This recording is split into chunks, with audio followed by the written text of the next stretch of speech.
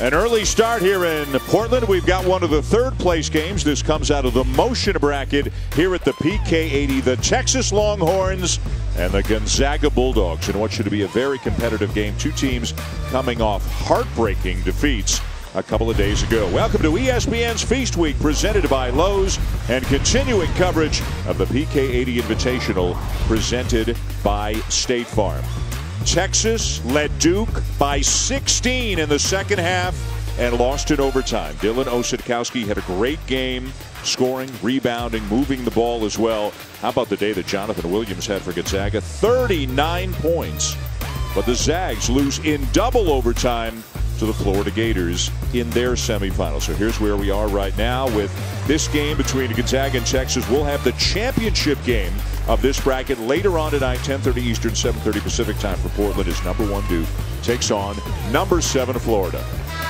Hi, everybody. Good morning to you if you're out on the West Coast. Dan Schulman and Jay Billis. Really kind of a quick turnaround, even with a day off, considering how long those games were. One team losing in overtime, one team losing in double overtime. Now they got to pick up the pieces and try to get a big win here this afternoon. And it's really a great contrast. On Texas's end, you've got the interior size, strength, and length of Mohamed Bamba and Dylan Osetkowski against the quickness and perimeter skills of Gonzaga, who can really stretch the floor. And Gonzaga is going to have a real challenge on the backboards. They're probably going to have to mix some man and zone. But can Texas get out? Can they keep Mo Bamba on the floor without fouls? And can they get out the three-point shooters? Roger Ayers, Bo Borowski, and Deke Carr are the officials. Texas in orange, Gonzaga in black, and we are underway in the first of 4 terrific games that you will see from this building here today and tonight on ESPN. Dylan Osetkowski on Jonathan Williams. Williams had that 39 points against Florida in that double overtime. Just a fantastic game. Killian Tilly misses the 3. Gonzaga can stretch you out at basically every spot on the floor, and an early turnover committed by the Longhorns. Josh Perkins, he also had a terrific game. So many big numbers put up in that wild game against Florida. Got to be the game of the year so far in college basketball, don't you think? No question. As good as the Duke-Texas game was, and it was, that Florida-Gonzaga game was off the charts. It was played at such a high level. It was basically an Elite 8 game. And that's what the PK80 has been. It's been 2 regionals in the NCAA tournament. I mean, the first and second rounds are 8 teams in one location. We've got 2 of those here. Lob inside for Bamba, but he stepped out of bounds. Yeah, you look at what's coming up tonight. Michigan State taking on North Carolina, then Duke taking on Florida back-to-back here in this building on ESPN. It's like a Final Four. You will not see this kind of competition in one place anywhere else in the country, including the NCAA tournament. Mark Few, what a run he has had in Spokane. Of course, taking the Zags to the national championship game a year ago, where they were defeated by Carolina. Killy down to Williams. Can't get it up and over Bamba, and up and over the rim. And that length of Bamba coming into play early. Well, Killian Tilly is drawing Bamba away from the basket, but that was a really nice recovery. And so far, Jonathan Williams has missed 2 shots because of Bamba. What a catch. And Bamba the finish, the assist to Andrew Jones. The poor closeout by Josh Perkins. Left the floor on a little shot fake. But that was an excellent catch by Bamba. Great hands. That drive was made possible by a poor closeout. You can see Josh Perkins just closes out poorly and leaves the floor. And that is not an easy catch through traffic. Drew 2 defenders, and Killian Tilly couldn't get there in time. And Jones, who made that pass, he's had a nice couple of games out here in Portland. He has scored 16 points in each game and added 6 assists in the loss against Duke as well. Good defense there by Matt Coleman, getting over the screen and staying in front of Silas Melson. Great Perkins into Tilly. So you have to put great pressure on the ball to take away vision, because Gonzaga's movement is excellent. They're big guys. They roll hard to the basket after they set a screen or slip it. One thing Texas does not do well is shoot the ball from the perimeter. Their guards much better at driving it than shooting it, and we see that there from Jones. Well, Silas Melson leaving the floor on a shot fake and opening up the drive. And away from the ball, a call going against the Zags. It'll be on Tilly. Shaka Smart in his 3rd year now down in Austin after a great run at VCU, including a trip to the Final Four. Shaka Smart and Mark Few buddies. They go back a few years when they coached together on a USA team under Billy Donovan down in Brazil, and each guy with a great mutual respect and affection for one another. There are a lot of great guys in the profession. These are two of the really good ones here in this game. Two of the very best guys, and there's nobody in the game better after at night to have a beer with than Mark Few, and you can have a protein shake anytime you want with Shaka Smart. Two of the best guys you'll ever meet. Osetkowski can shoot it. He'll drive it here, absorb the contact, and keep it alive. And then a turnover committed by Coleman, a rare turnover. He comes into the game today with 21 assists and 3 turnovers on the season. Perkins open for a deep three. How beautiful is that? Corey Kispert caught it, the shot fake, one dribble, and gets it to a shooter in Perkins who is ready to shoot. That's beautiful basketball. And now a battle inside between Osetkowski and Williams, and Osetkowski will win this round. Osetkowski, big, strong, and very skilled. Can't let him catch it there, though. Osetkowski, the transfer from Tulane. Williams turns it over on the travel. Jonathan Williams is the better athlete, but Osetkowski is much bigger and much he's physically stronger. So if he locks you down in there, it's very difficult. Williams has to use his quickness. Osetkowski played 44 out of a possible 45 minutes in the game against Duke a couple of days ago. A lot of big minutes on both sides. Gonzaga with a shorter turnaround because their game on Friday was much later in the day than the Duke-Texas game was. Coleman for 3. Got it. Texas playing with a much better rhythm offensively. They went 4 of 23 against Duke from 3-point range, and a number of those were open shots. Good pass. Rui Hachimura in off the bench. Cannot finish for Gonzaga. Spectacular athlete in his second year in the Zags program. How about the step through? But unable to finish there was Kermit Roach, who finished impressively a number of times in the game against the Blue Devils. What, do you have 4 dunks in Friday's game? Perkins steps in, partially blocked. And we will step aside with our first media timeout. Texas with an early 4-point lead. We got a couple of championship games coming your way. We will preview them for you when we come back from this timeout. ESPN's exclusive presentation of college basketball is presented by State Farm. Talk to an agent today at 800-STATE-FARM. And in part by Want It All from Nike Basketball.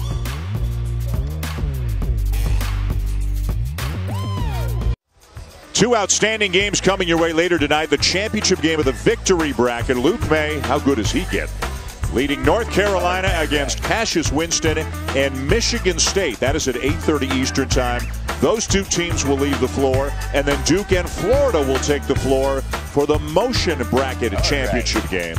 Florida winning that spectacular double overtime game over Gonzaga. Duke needing overtime to beat Texas. Jalen Hudson had 35 for the Gators, and Marvin Bagley had a monster game, another monster game for the Blue Devils in their win over Texas. This is going to be all kinds of fun. Roxy Bernstein and Bill Walton will have the Carolina-Michigan State game for you.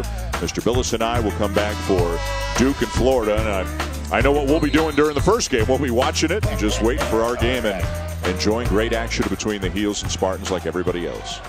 Well, you hit it on the head. Luke May has been absolutely spectacular this season.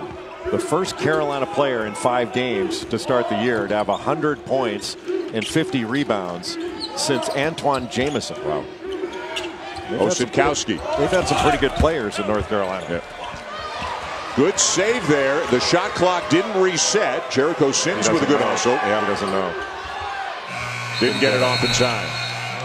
Dylan Osetkowski has not shot the ball well from 3-point range at all to start this season, but he keeps taking them, and that is because he can make them. He makes them routinely in practice.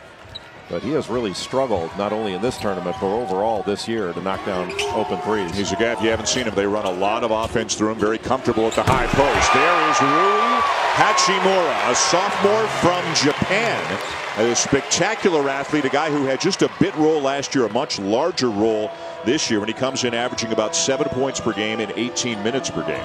I am still waiting for the sitcom Rui and Fewy. That'd be good. That would be outstanding. Yep. Hachimura's mom is from Japan. His dad is from Benin in West Africa. They thought about redshirting him last year, but thought you know, the experience would help him. They feel he's got a tremendously high ceiling, and that by next year he could be a star. Jones into all kinds of traffic, and both Williams and Kispert got him. Silas Melson at the other end draws the foul.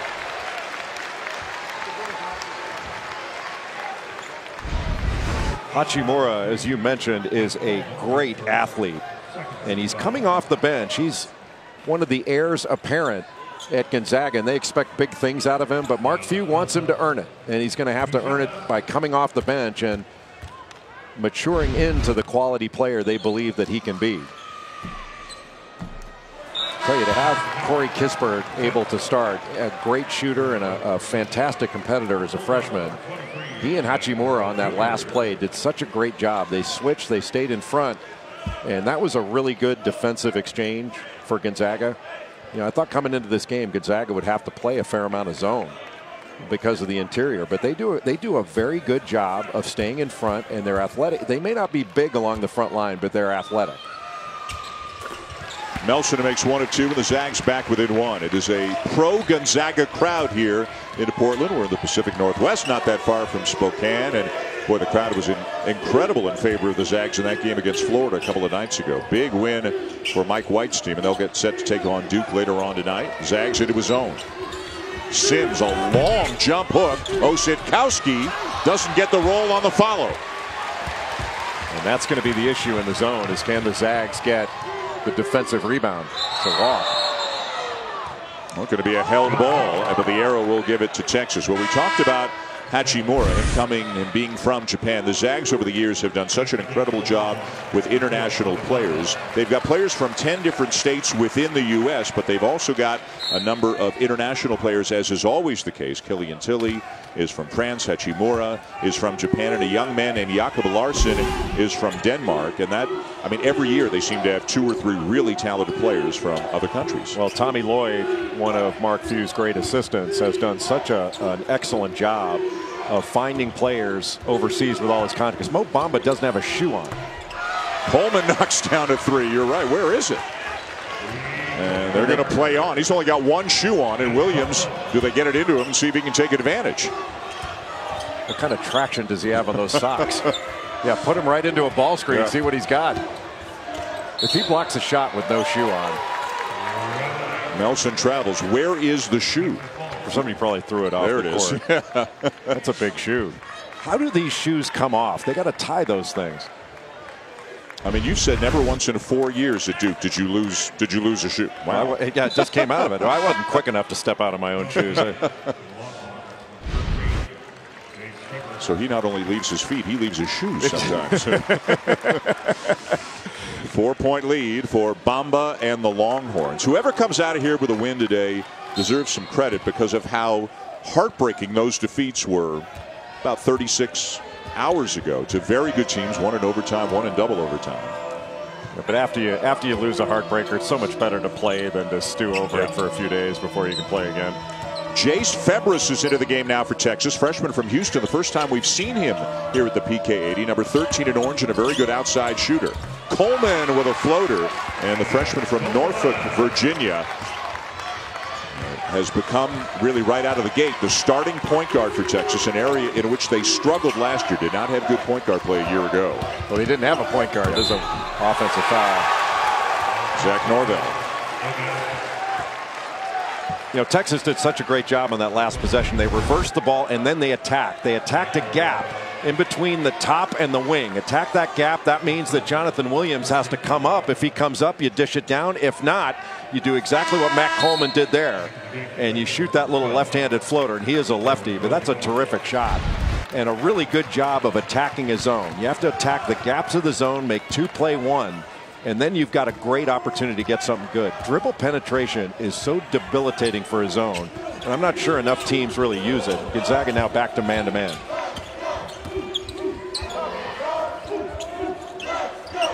Coleman can't shake Melson, and now Roach. Still plenty of time on the shot clock. Ball screen Bamba. Roach floater. Soft touch. Soft touch, and if he was able to, even if he missed that, Mo Bamba was right there on the roll. For folks who haven't seen Bamba yet, one of the most heavily hyped freshmen in the country, what do you like best about him? Well, he's a great shot blocker, and he rebounds above the rim. He changes the game completely because he can cover up the rim. You know, so to say he's a rim protector, he's really a lane protector. The issue for Mo Bamba is staying on the floor. You know, he picked up a bunch of fouls against Duke and wound up having to sit out. And he just changes everything when he's in there. Still developing as an offensive player. He's got a nice touch, but he's not there yet. Averages about 10 rebounds per game and about 4 blocks per game as well. See, when that ball went to the high post to Jericho Sims, that's where Bamba needed to duck in. He's just not strong enough yet to take up that space against Killian Tilly. Roach lobs it up for Bamba. Can't get a shot up. Shot clock down to 5. And again, just giving up some strength. Killian Tilly a little bit too strong for him down on the block. Yeah, that's just a strength issue. Perkins, a deep 3. Have to find shooters in transition. That's where Gonzaga can be so good. And Josh Perkins is their best perimeter shooter. Perkins has made a bunch of threes. That's 10 of them for him already in this tournament over the last few days. He's so opportunistic. I think Corey Kispert is going to be Gonzaga's best shooter. He'll probably win more horse games. Good nice pass. Melson baseline and runs right into Bamba. They'll reset. Well, that was a heck of a closeout by Matt Coleman. Hachimura for 3. And Bamba down with a loose ball. When he gets those big mitts on a ball, he keeps it. Kelly knocks it away. Perkins has it. Ahead to Kelly. And the big guy will finish. Killian Tilly had 9 rebounds in the championship game last year. He's such a good athlete. Comes from a family of volleyball players. He's an excellent volleyball player himself. And Tilly playing behind the likes of Karnowski and Collins and others last year. Much bigger factor this year. How about the freshman Kispert finishing strong? Goes right into the chest of a shot blocker, knocks him back, and kept his eyes on the rim to finish that play. That was big time by Corey Kispert. Right into his chest. Wow.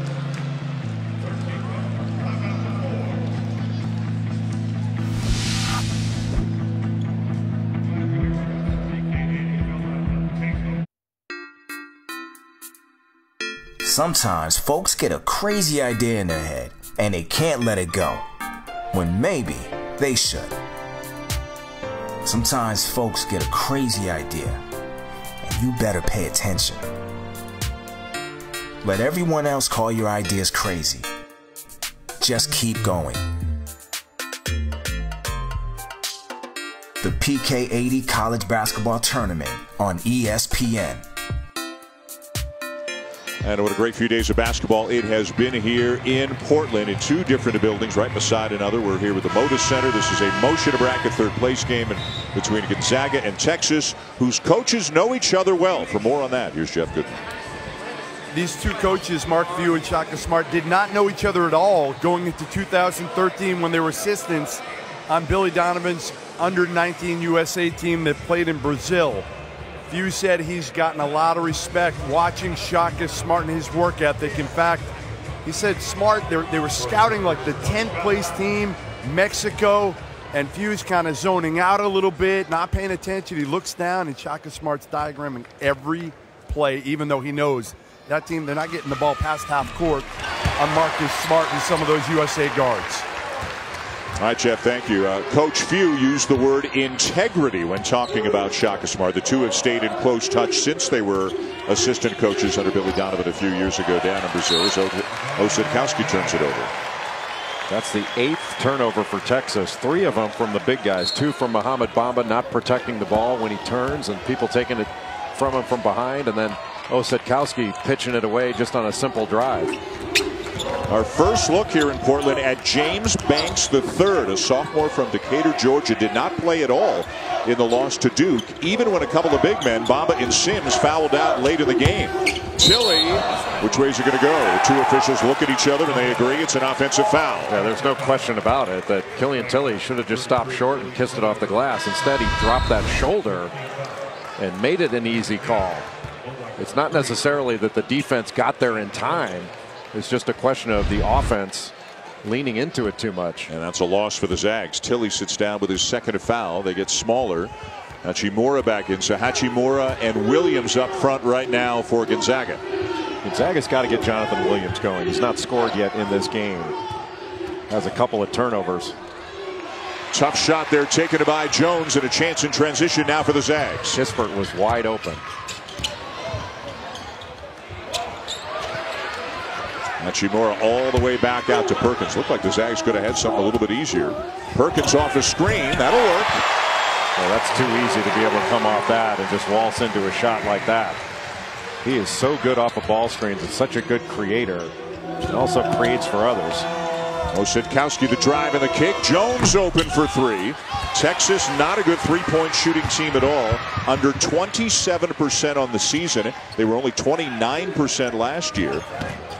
The teams are playing off them and almost daring them to take the three. They're taking 23 a game. Well, especially with two big guys inside, you can load up on those guys because you know you're not going to get hurt too bad from the perimeter. And it puts so much pressure on the Texas defense to get stop after stop. The PK80 Invitational presented by State Farm concludes today. This is the motion bracket. We've got the third place game right now between Texas and Gonzaga. And again, coming up tonight, the championship game. Duke and Florida, 10:30 Eastern time right here on ESPN. That is right after North Carolina and Michigan State meet in the championship game of the victory bracket. Also here on ESPN. Also here in the same building. So if you're a fan with a ticket to the night session, you're basically going to see a Final Four tonight. It's ridiculous. Two top 10 matchups. And that Duke-Florida game has the makings of an all-timer. And a little bit of a switch from last year when Duke played Florida early in the season. About now, really, up in Madison Square Garden. You know, Duke is the bigger team. And Florida, the more perimeter-oriented team. Yeah. Three-point shooting, they can spread you out. That'll be fascinating to watch. Bamba misses the baseline jumper. Texas is getting nothing to the basket in their last several possessions, including a number of turnovers. Williams open. It's not the prettiest looking three-pointer in the world, but he's got the green light to take it, and Gonzaga extends the lead. Mistake by Mo Bamba getting stretched out that far and then having to recover. You don't need to guard the ball for two dribbles. You just need to guard it so that your teammate can get back in front. He got stretched out 15 feet. And that's just way too easy to allow a pick and pop like that. Texas desperately needs a bucket. It's a 15-0 run for the Zags. They won't get it there on the jumper by Eric Davis. Eric Davis is really struggling. He did not come off that screen hard to shoot. And he allowed, because he came off so slowly, he allowed the defense to recover. Williams out of bounds back to Texas, and a timeout on the floor. All Zags in recent minutes, and they're up 7 on the Longhorns.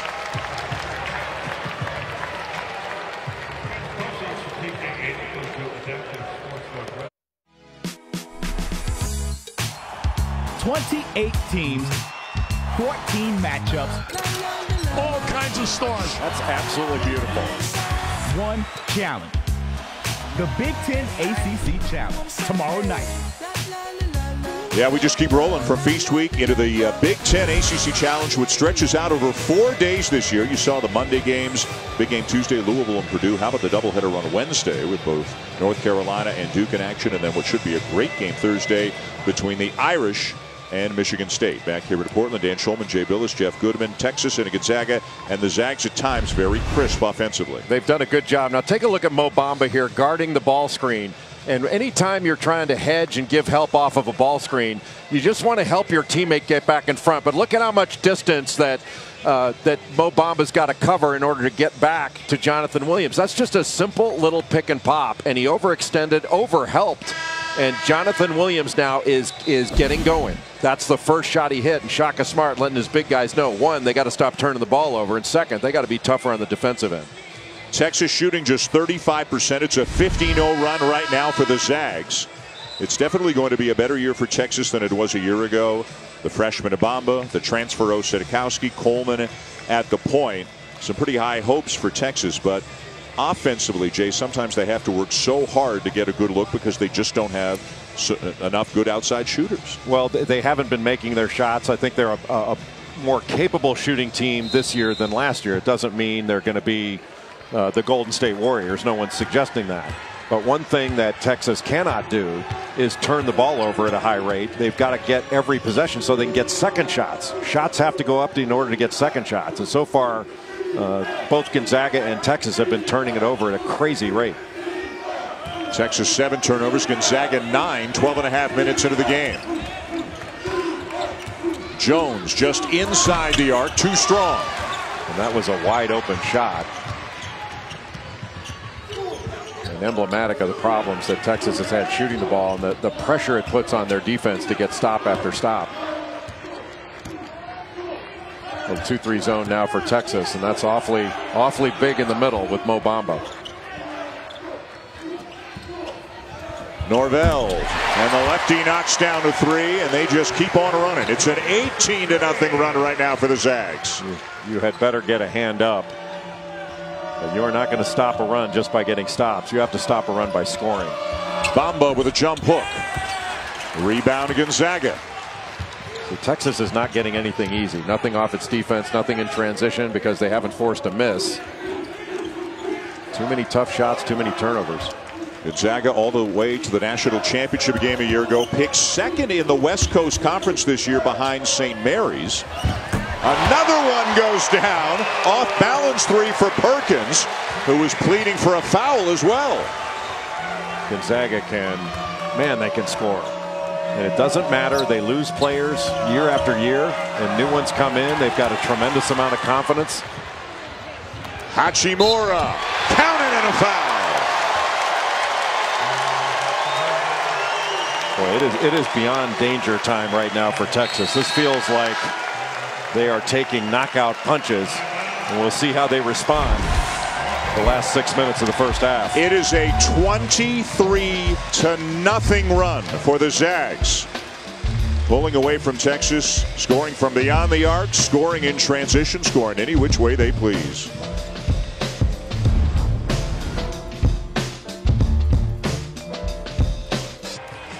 Happy Zags fans here at Portland, up early for this game. A 10 o'clock start locally here at the Moda Center. And how can you not be happy when your team goes on a 23-0 run to take a big lead over Texas? They've been happy for 20 years. That's true. They haven't missed the tournament for any of the last 19 seasons, 18 of them under Mark Few after their first Final Four last year.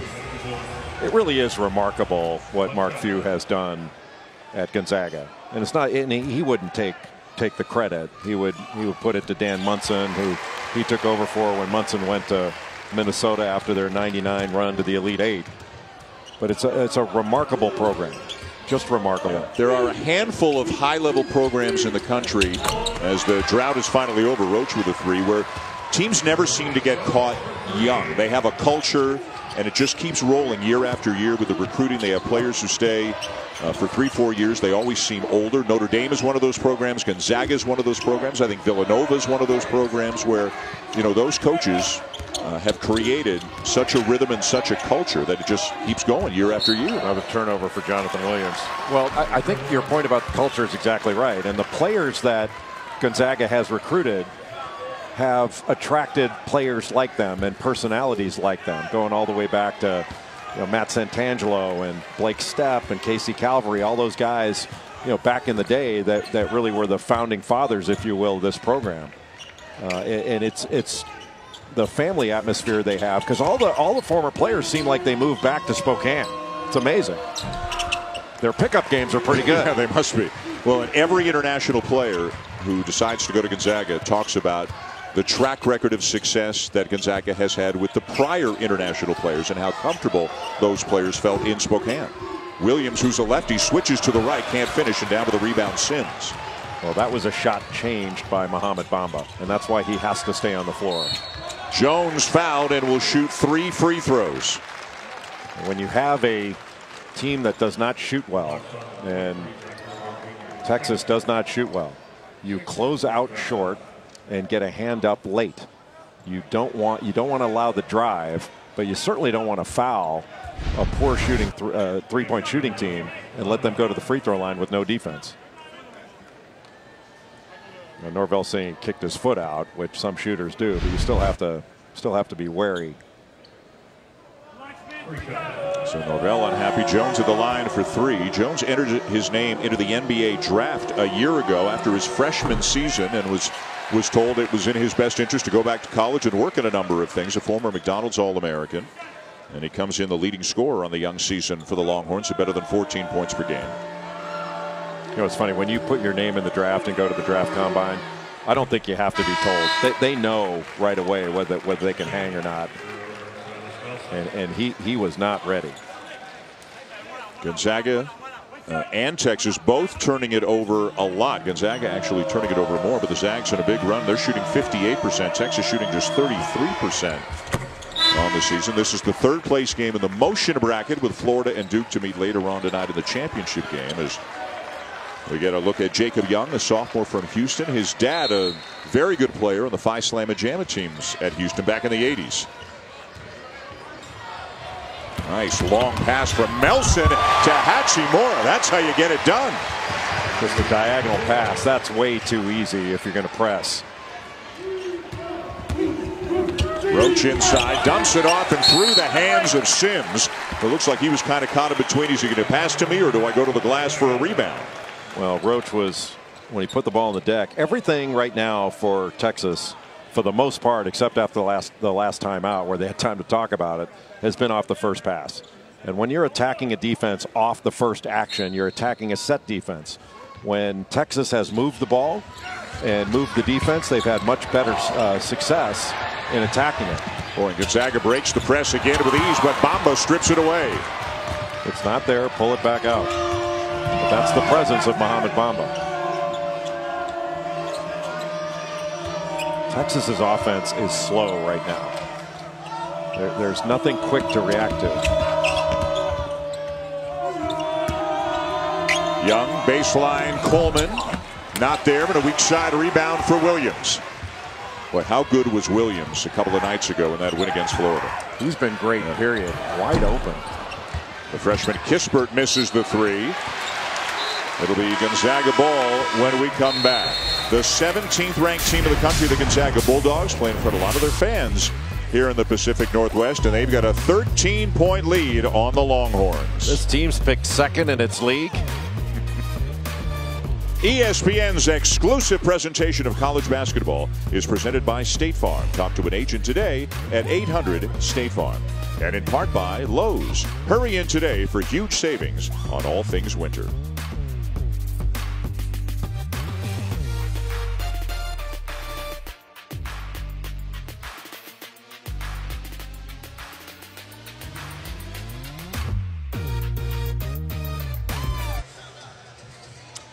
All right, Chris Dallin, thank you very much. A Gonzaga Team J picked second behind St. Mary's in the West Coast Conference this year. That's like picking somebody that's like putting Kansas second in the Big 12. On what evidence do we have that somebody is going to beat Gonzaga in the West Coast Conference? St. Mary's is terrific. Randy Bennett does an excellent job, and with Calvin Hermanson and Jock Landale, Emmett Nard, they're really good, but they're not better than Gonzaga. At least I don't see it. Gonzaga, of course, losing a lot from the team that went all the way to the national championship game last year. Maybe that had something to do with the preseason prognostications. Hachimura, man. Hachimura's got 10 already. And if it weren't for Gonzaga's 11 turnovers, Gonzaga's got 11 turnovers. Yeah. I mean, they're shooting 60% from the field. They'd have 60 points right now on Texas. Hachimura's got it, just Coleman bounces one in. Hachimura's got a chance to be a guy that maybe not that many people have heard of now, and by March, everybody knows exactly who this guy is. Big-time athlete that has been, I don't want to say waiting his turn, but it's been essentially that. And we mentioned before that Mark Few's going to make him earn it. He's not going to be given a spot in the starting lineup. He's going to have to earn it off the bench, and he's moving toward it right now. He's had a really good first half. Let's go to Jeff. This is a game that the staff really felt that Rui would thrive in because Texas does play up and down. They're athletic. That's where Rui thrives. Also, it was interesting talking to his teammates about Rui. He's scared of everything. He's scared of heights. He's scared of the water. The only thing he's not scared of is spiders. He says if his teammates say if you try to kill a spider, Rui gets really upset. So, Jay, I don't know what you're most scared of, but I think you're better than Rui. Just don't kill a spider around him. I think Jay is most afraid of using the telestrator effectively at times, but other than that, I don't think you have any fears. If he's so afraid of heights, he should stop jumping so high. Yeah, he's got a lot of ability, and he's going to keep getting better. We get a look now at Jakob Larsson into the game for Gonzaga, redshirt freshman out of Denmark, 6'11", 230. Good ball movement and the corner three. Pretty offense there as Melson knocks it down, and he's playing in his hometown. He's from right here in Portland. Well, he needed that to go down. He was 6 of 22 in the PK80 coming into this game. And he's a guy whose role is changing this year. He's going from a glue guy to having to be a primetime performer. And Silas Melson's the best defender on the perimeter in this team. Deep one, Melson again. And Bamba the rebound. 40-23 Gonzaga after Texas led early 16-8. Bamba misses the long jumper. I know that's a shot that Mo Bamba can make. Dylan Osetkowski can make perimeter shots. But I'm not sure right now, off of one pass when they have been struggling to score, that's what they want to take. Look how the ball moves for Gonzaga, and then they get a shot that they want. Even that one was a little bit challenged, but they're moving the Texas defense all over the place. Yeah. Gonzaga a lot more passing and Texas a lot more dribbling, right? A lot more dribbling and a lot more standing, and their cuts are not hard. They're not running hard into ball screens. That was good offense. Young from Coleman. Much better offense. They wind up getting an open shot in rhythm where Gonzaga couldn't recover.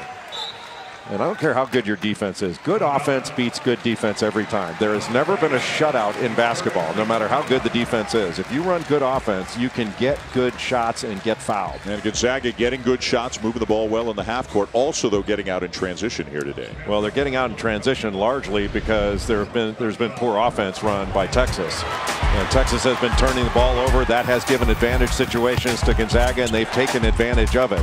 Some quick shots, bad shots by Texas, and Corey Kispert finishing, going right into the chest of Mohamed Bamba, and Rui Hachimura getting to the rim with no resistance because Texas has been in scramble mode after not doing a good job in their half-court offense. Tomorrow, Monday Night Football comes your way. It'll be DeAndre Hopkins and the Texans taking on Joe Flacco and the Ravens. Monday Night Countdown kicks off our coverage at 6 Eastern Time here on ESPN. Pretty good time of year if you're a sports fan. You got college basketball firing on all cylinders. The NFL getting ready for the stretch run. I know you want to talk some college football after what happened yesterday. When does the NFL selection committee get together to decide who gets in the playoffs for the NFL? That's a good question. Because I think they should look at the poor strength of schedule of the New England Patriots, and I'm not sure the Patriots should make it.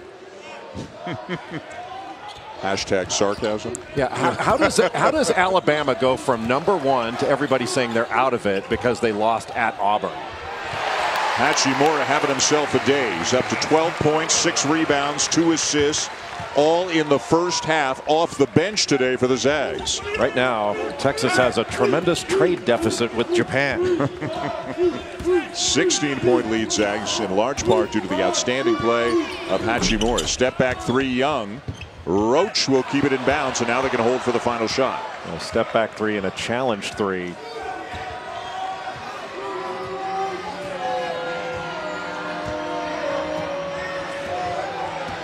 Got to get something going quick. Not going to have a chance for an offensive rebound. Roach one-on-one with Larson, and Bamba slams it home just before the buzzer. So a much-needed bucket for the Longhorns, who struggled offensively for most of the half, but the dunk by Bamba makes it a 14-point game at halftime. Well, fortunately for Texas, that ball never hit the rim, and it gave Bamba an opportunity to dunk that thing in. I think it came well before the buzzer, but it was awfully close, and he got it. He got it through there, so that's going to count. But Mark Few's Zags are still up by 14 despite this bucket. Coach Few is with Jeff Goodman. Mark, slow start there at the beginning, then you go on a 24-0 run. What was the key to that? Started rebounding the ball, started playing much better defense. Our DER really dropped there. And then, again, just quit turning the ball over. We had way too many unforced errors that half. We got to clean that up, if we want to continue to stay in the lead here. Bill has said that if Rui keeps playing this way, they're going to have a sitcom, Rui and Fewy. What do you think of his performance? I don't know what to say to that. Well, we might have to cast somebody else in the role of Fewy, but we'll work on that. He's got to like what he saw from Rui in the first half. 42-28 Zags. Time for the Alfa Romeo halftime report. Chris and Dallin in the studio.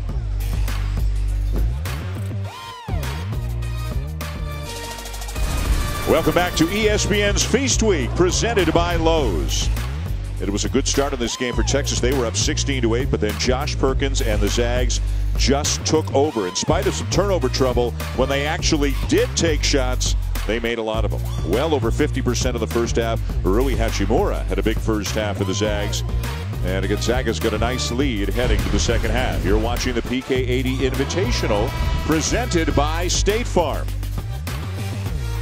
42-28 Gonzaga here in the third place game of the motion bracket of the PK80. Welcome back inside the Motor Center in Portland. Dan Schulman and Jay Billis. What'd you think of the Zags in that first half? Not much to complain about for Mark Few except for the turnovers, being a little stronger with the ball, and Gonzaga would have 55, 60 points in the first half. But for Texas, the Longhorns have to do a better job with their half-court offense. They didn't move the ball. They turned it over 8 times and put their defense at a tremendous disadvantage by not running good offense. And you can complain about defense and say they got to do a better job. They gave up 42 points, but their offense didn't do the job it needed to do. But Rui Hachimura, the sophomore from Japan, had a terrific first half. He is so athletic. He had 12 points, 6 rebounds, went 5 of 9 from the field in his 17 first half minutes. He had a couple assists, only 2 turnovers.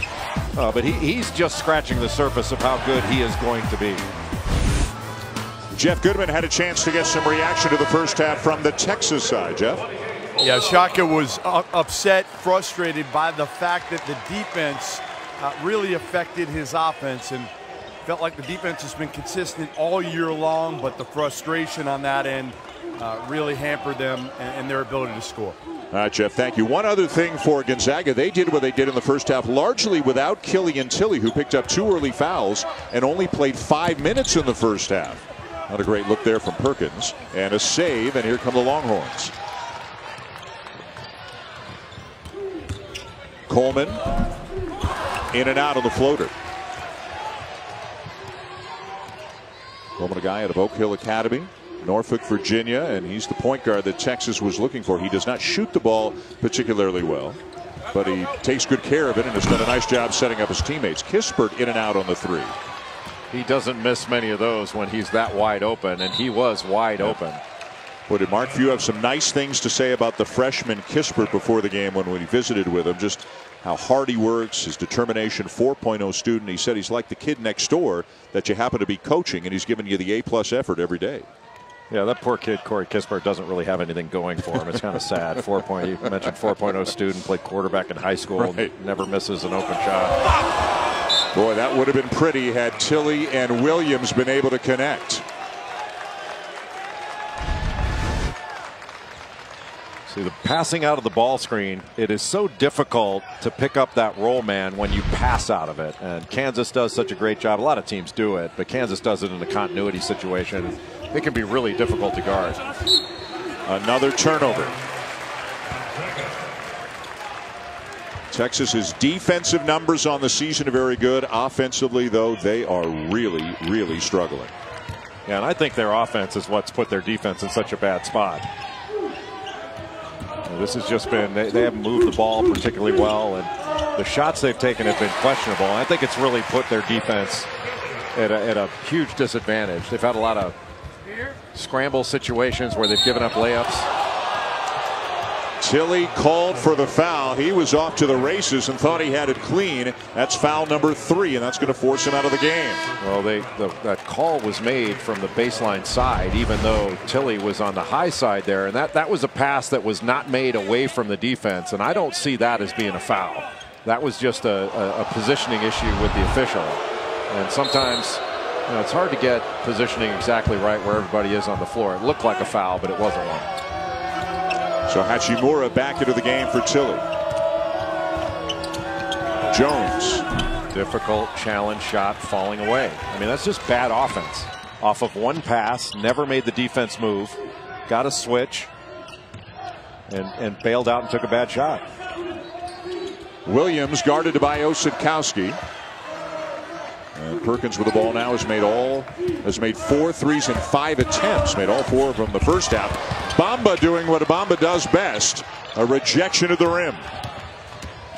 Osadkowski all the way. Offensive foul. Osadkowski had Matt Coleman wide open on the left. All he had to do, a little bounce pass, and it would have been a layup. And he's a good passer. He had Bamba underneath. I mean, there were just so many options, but he went right into a charge. I think that's the second charge that Melson has stepped in to take in this game. Again, the two-man game between Perkins and Hachimura. The two-man game was after a tremendous amount of movement. And then they attacked the defense.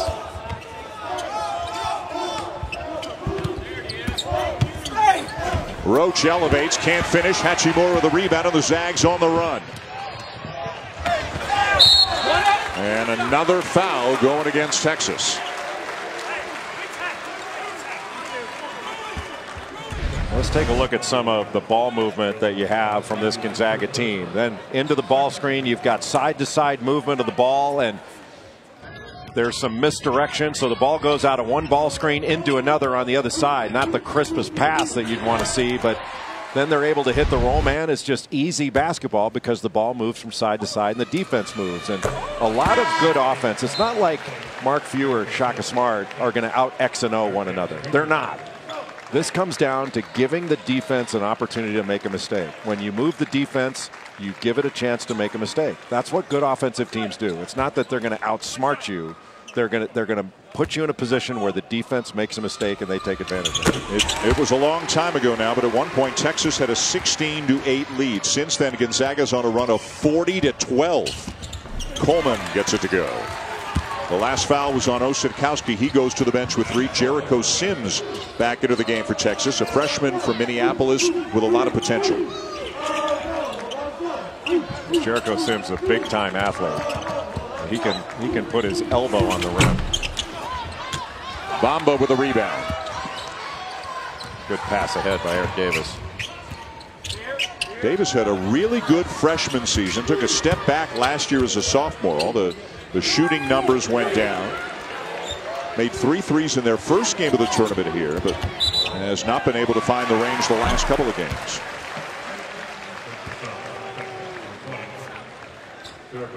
And a call against Sims.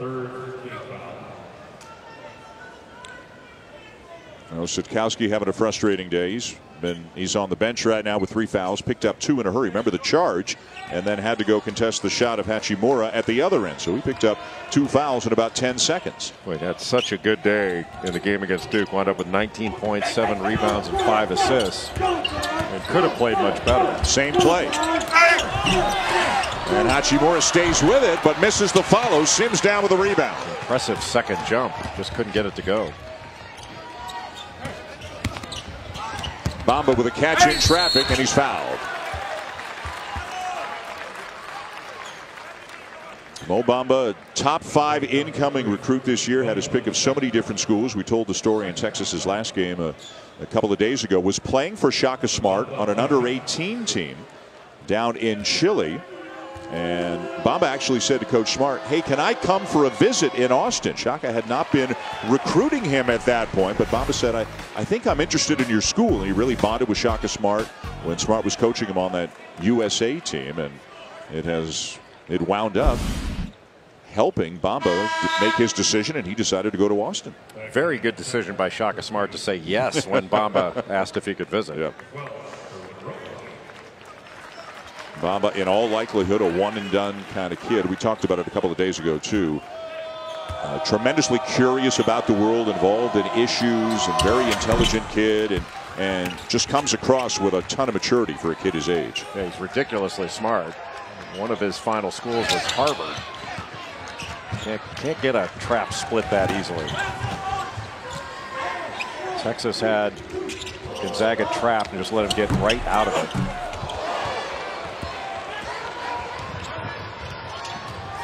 Jones steps by Perkins and lays it in. Very athletic play by Andrew Jones. Good play by Jones. Really good play by Jericho Sims to get down the floor quickly, and he basically sealed off a defender. Came down for a rim run and a quick post. And that was really well done by Sims. And a timeout on the floor with 15:42 to go. Gonzaga still fairly comfortably in front. They're up by 15. ESPN's exclusive presentation of college basketball is brought to you by Lowe's. Hurry in today for huge savings on all things winter.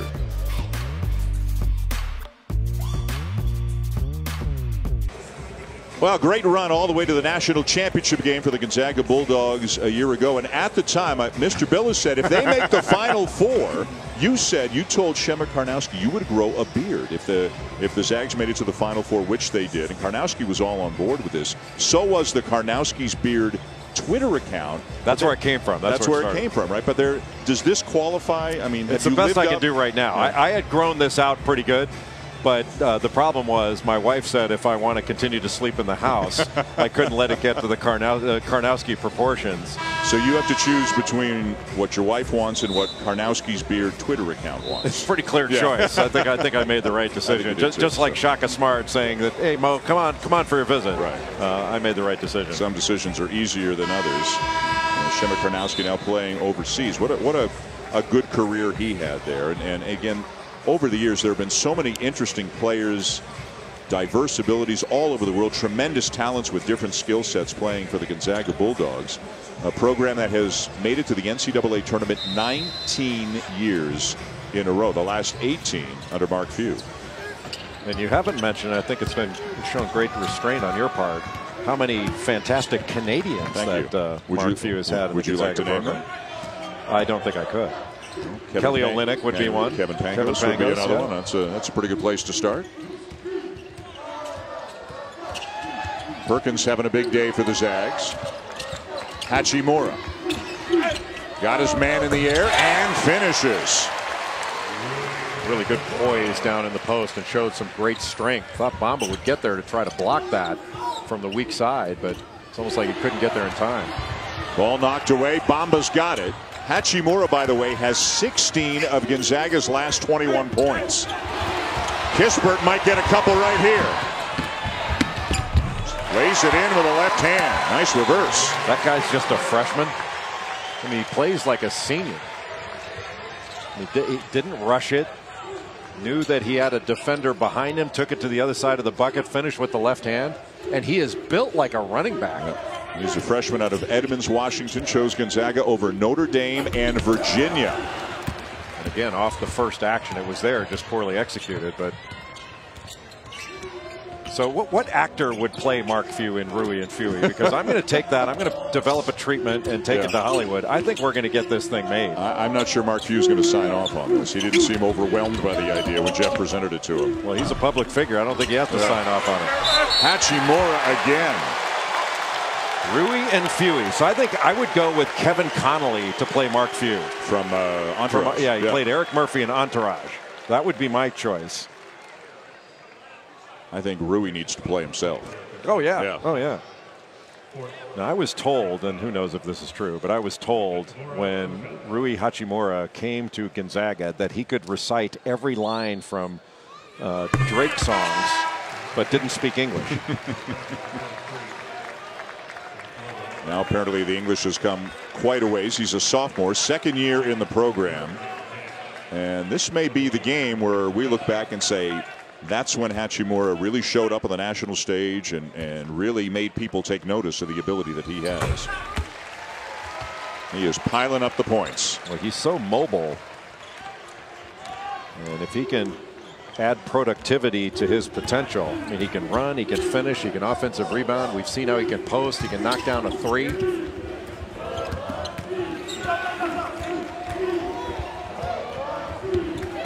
Hachimura productive today, to say the least. 20 points in 21 minutes. Ossetkowski not there with the three. And follow tip is good. I think it was Febris who got in there on the weak side. There have not been many second chance opportunities for Texas in this game. Gonzaga has done a very, very nice job of limiting Texas to one shot for the most part. Hachimura again. Good ball movement. Isn't that beautiful? And Kispert got a clean look, missed the three. It is. We were talking about halftime. If you had a way of, if we had been on this, counting the passes between the two teams and the dribbles between the two teams, it feels like Gonzaga has made way more passes, Osadkowski with the follow, and Texas has done a lot more dribbling. Yeah, there's no question about it. And I know that Shaka Smart was not happy with his defense in the first half, but his defense was far better than his team's offense. And Texas is capable. Like, I think Texas is going to be very good through the course of the season.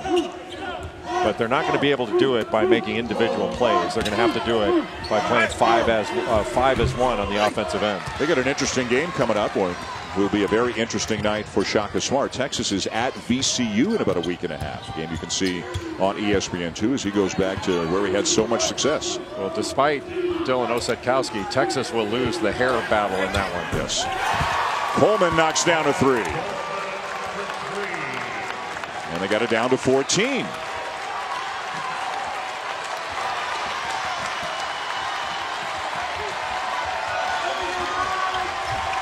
An amazing couple of scores by Texas. Now the outlook is so much different. It's easier to play defense when you score. And then how about that roll for Perkins? You could see the smile on his face even with the mouth guard hanging out as he made his way back up the floor. Josh Perkins comes from Colorado. He may have been the highest rated recruit to that point that Mark Few had secured. Febrisno. Well, Perkins just in complete control of his team's offense when he's in the game. Everything starts with him. Williams trying to muscle his way inside. He is fouled. Timeout on the floor. Gonzaga in the 3rd place game of the Motion Bracket here in Portland, leading Texas 57-40.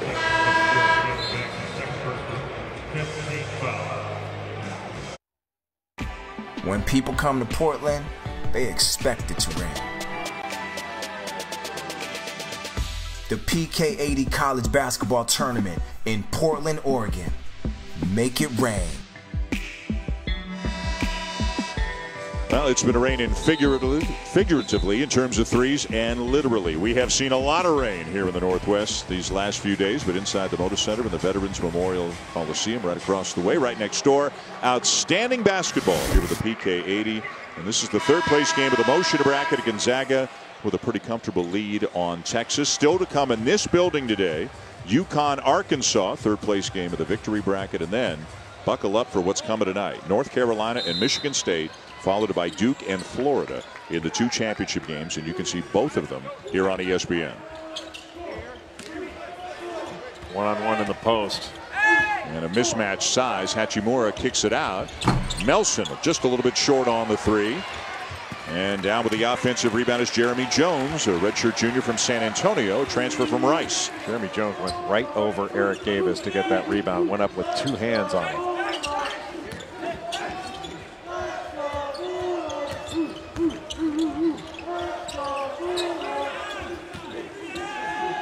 Norvell back to Melson.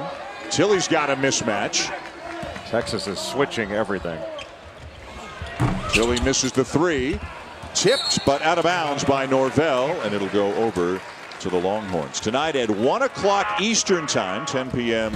Pacific after Duke, Florida. Wrap up your weekend with SportsCenter. We'll take a closer look at the marquee matchup of Week 12 between the Saints and Rams. Why this season might be Tom Brady's most impressive yet. And, of course, Marvin Bagley III headlining.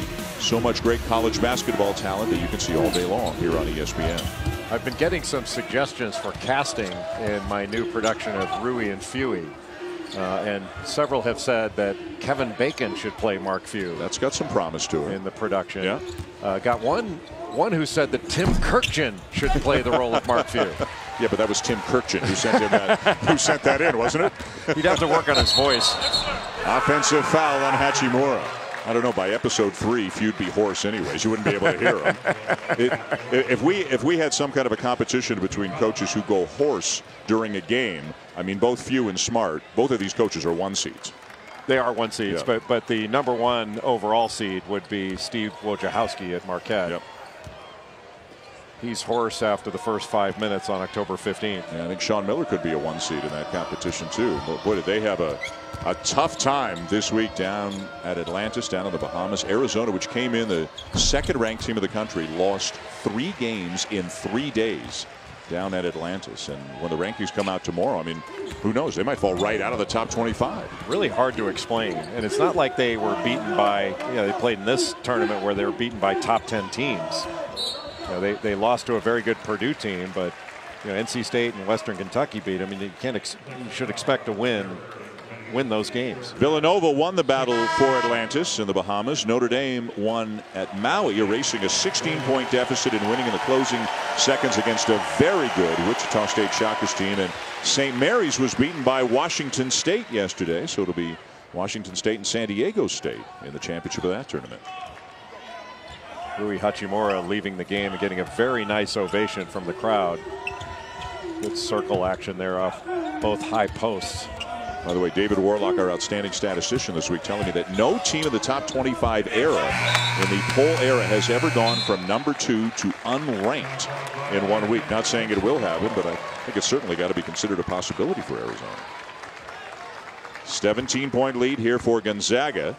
You've watched the Zags now for a few days. Are there 16 teams in the country better than the Zags?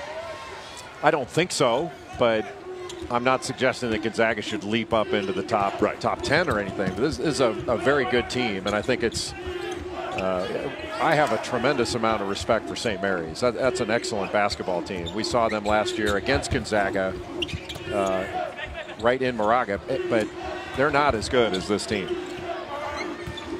Those are a couple of circle those dates on the calendar matchups, though, when those two get together in conference play. Well, that was a great move by Osetkowski. Just didn't finish it. Let's go to Jeff Goodman. I spoke to Josh Perkins about the fact that St. Mary's was picked first in the WCC, and he was surprised because they were the unanimous pick to be first. Every coach voted for the Gales at number 1. And he said, listen, I understand we lost a lot, but we're Gonzaga. We're getting disrespected here. If it was unanimous, that means Mark Few voted for it too, right? Or can you not vote for yourself? Well, we know St. Mary's picked first, and we know they'll have a couple of great matchups. We also know that Killian Tilly is shaken up. He was down behind the play, got up, got back in the play, but then went down again, and he's in some discomfort.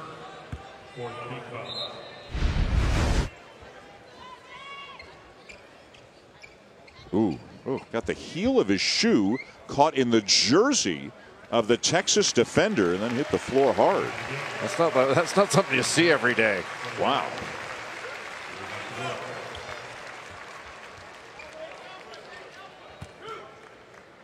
That looked like the Karate Kid.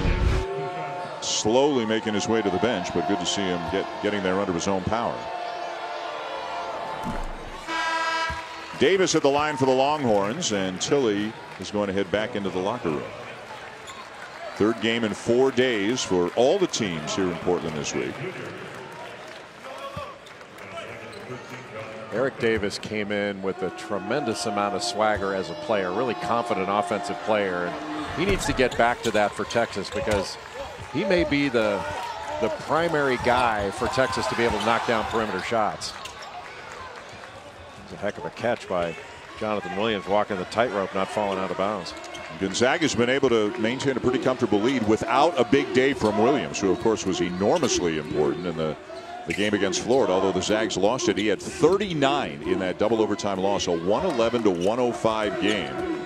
Phenomenal game between the Gators and the Zags. We'll see the Gators against Duke tonight at 10:30 Eastern time. There's Williams with a drive, but wave it off. It's an offensive foul. 7:57 to go. Texas and Gonzaga with the Zags up by 15. ESPN's exclusive presentation of college basketball is presented by State Farm. Talk to an agent today at 800 State Farm.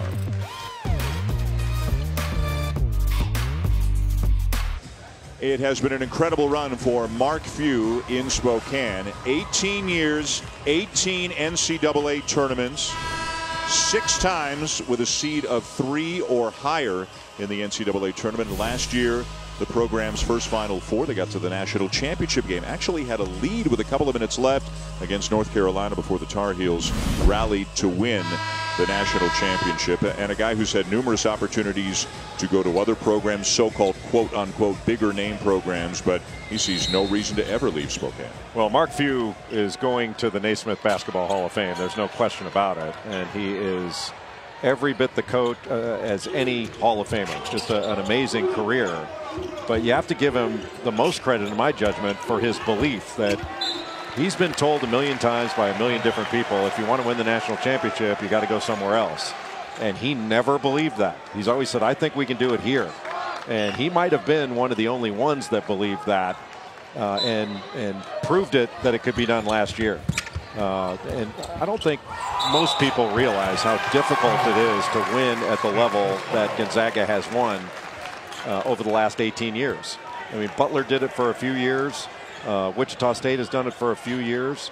But outside of the big shots that have the incredible resources in the Power 5 conferences, nobody has sniffed what Gonzaga has done. It's one of the truly remarkable achievements in the history of college basketball. And many, many years of playing anybody, anywhere, anytime, just to get that strength of schedule, RPI up, to try to play as much high caliber competition early in the season as they could, because top to bottom the West Coast Conference is not the Big 10, the Big 12, the ACC, or anything like that. I tell you what's going to be fun, and you and I are lucky enough to be there a week from Tuesday, the Jimmy V in New York. The first game, Gonzaga and Villanova. How much fun does that sound? That'll be fantastic. And yet another great guy on the sideline at Jay Wright, who is as good a guy as anybody in college basketball. But right now, Dan, so Gonzaga in the second half is shooting 29%. They're 5 of 17. And Texas is down 15. That shows you it doesn't matter how good their defense is. They have to be able to score. You know, you can't get enough stops to win a game. You know, you're holding up to 29% and can't make up any ground. The score in this half is 15-14 Gonzaga. All kinds of championship games coming up. The Advocare Invitational in Orlando, Missouri, and West Virginia, Washington State, and San Diego State. We mentioned that. And then the 2 championships here, the victory bracket, North Carolina and Michigan State, followed by Duke and Florida. Both of those games, both on the same floor here in Portland at the Moda Center. And back-to-back on the ESPN family of networks tonight. North Carolina has been really impressive. I did not think that after all that North Carolina lost, they would be this good this fast. And they are. And you know, Luke May has been absolutely spectacular to start this young season. What was the stat? Give it again. 100 points, 50 rebounds in 5 games. 100 points, 50 rebounds, first 5 games. That's obviously 20 points, 10 rebounds a game. Last Carolina player to do that the first 5 games is Antoine Jamison. Kispert will head to the free throw line. Michigan State got a big game a couple of days ago from Cassius Winston, and that'll be a great matchup between the Tar Heels and the Spartans, right in front of the Gators and the Blue Devils. And you wonder if Miles Bridges will be completely healthy for that game. He missed the first game in this PK80 with that sprained ankle. And Matt McQuaid came into that game and wound up with 20 points against DePaul. Did a really good job. And speaking of Michigan State, the AD, Mark Hollis, who's a very creative guy, always trying to further the sport and come up with new ideas. He's part of the reason this event exists right now, right? Mark Hollis was the driving force behind the Carrier Classic, where North Carolina and Michigan State played on an aircraft carrier in San Diego. He's got a ton of ideas, and this was part his brainchild. And I think he's cooking up an idea to have a 16-team tournament on the International Space Station. He cooked up an idea to have North Carolina and Michigan State play at Ford Field. Yes. So I mean, he's got a bunch of these. Yeah. It's like a mad scientist for matchups. Well, you've got an athletic director who comes up with all kinds of great ideas, and a head coach who's willing to do them too. That's part of the equation. Is that Tom Izzo's been so great about taking his team to so many different venues for so many different events. Goodwin Roach has had some really nice moments in this PK80. They got a bunch of big dunks against Duke. Overtime win for the Blue Devils over Texas after the Longhorns led by 16 in the second half. Yeah, I think Texas will look back at that game as an unbelievable missed opportunity, that it was right on their racket. And they made some mistakes down the stretch, and you give a ton of credit to Duke for that great comeback, but Texas helped them a bit. Jones knocks down a three, and the Longhorns slowly but surely creeping back into it. Mark Few not so happy. He's going to use a timeout with 5:23 to go. Texas has clamped down on defense, and they're starting to knock down a shot here and there. Not out of it yet.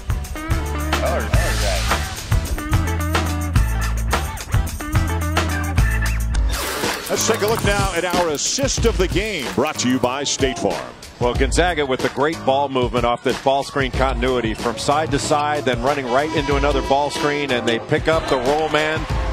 Texas unable to get there in time. But Gonzaga has not run great offense in the second half, and Texas's defense has been much better. But Texas hasn't been able to make up much ground because Texas's offense has not been substantially better in the second half than it was in the first. But Texas has received a very good ball game from Matt Coleman, the freshman, who's had 15 points in this game to this point. He's a difference maker for this team because he can help create for others, take the ball handling responsibilities off of the shoulders of others. So guys like Kerwin Roach, Andrew Jones, Eric Davis, those guys can hunt their shot. And Texas with a little pressure here. They're down 11 with 5:20 to go. Gonzaga needs to do a better job of attacking this. Osetkowski with a steal and a lay-in. It's down to 9. Gonzaga's catching the ball in bad spots where they can get trapped and they can give that ball up. They got to be much stronger. Another turnover, and Osetkowski heading to the free throw line. Here comes some havoc. Mark Few telling his team to calm down.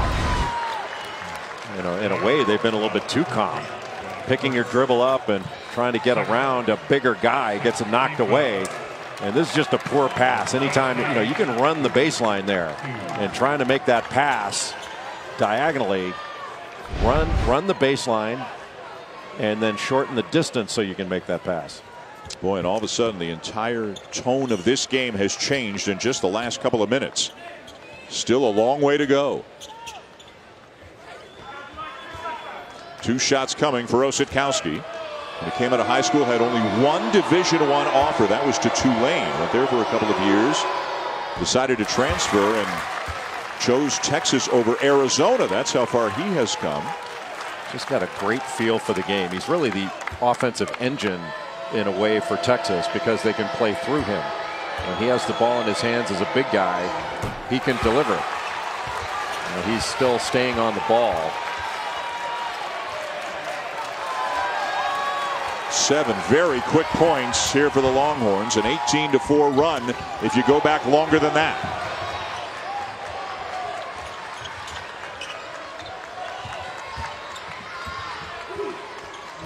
Much better job breaking the pressure. And now Texas only has to guard for about 15 seconds once they get it across.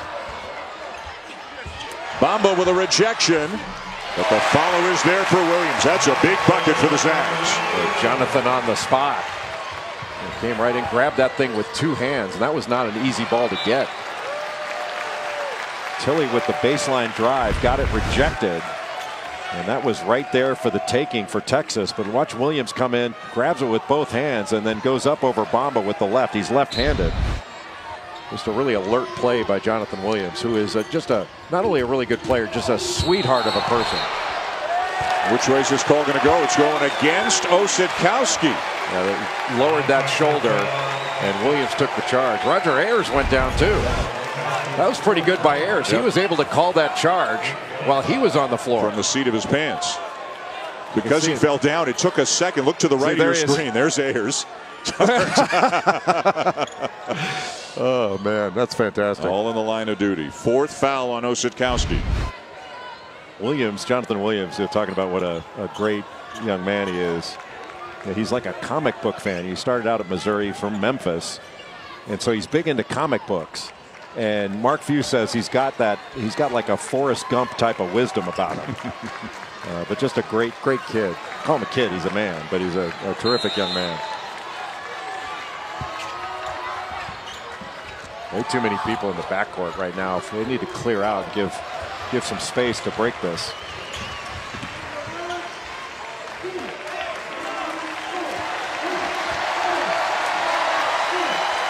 Gonzaga crowd here in Portland appreciating the effort and the ability for them to get the ball over after struggling with the press for a couple of times. Still got 6 seconds now. Jonathan Williams taking Mo Bamba away from the basket. Tipped away. It'll stay with the Gonzaga, but there are only 2 seconds on the shot clock. Time out of the floor. 4 minutes to go. Gonzaga ball up by 9.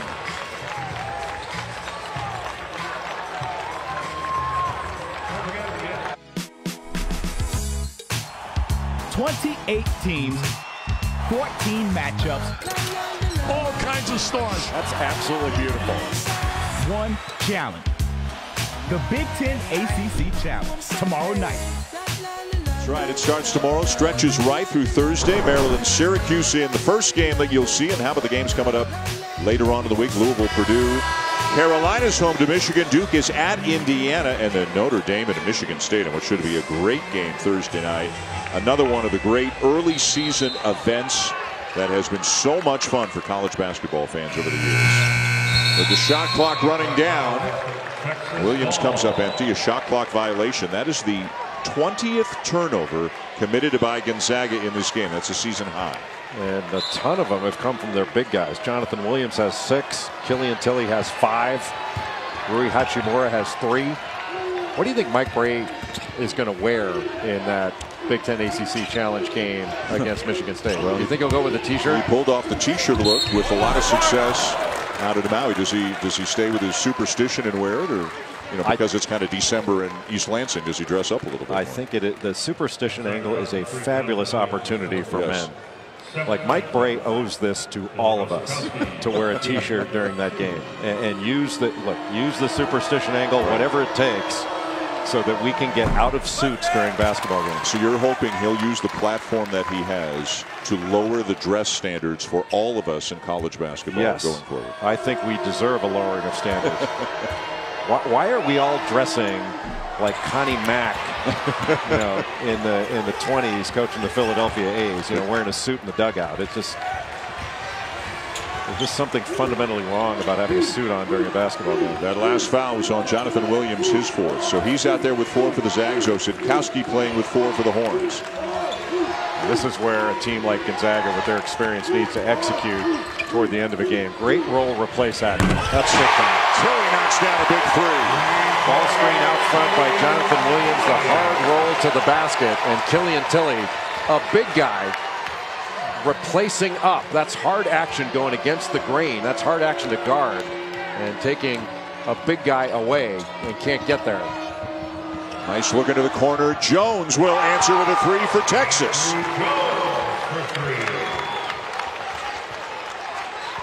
One thing Gonzaga's going to have to do is work on its press break. They're not deep enough. Everybody's inside the top of the key.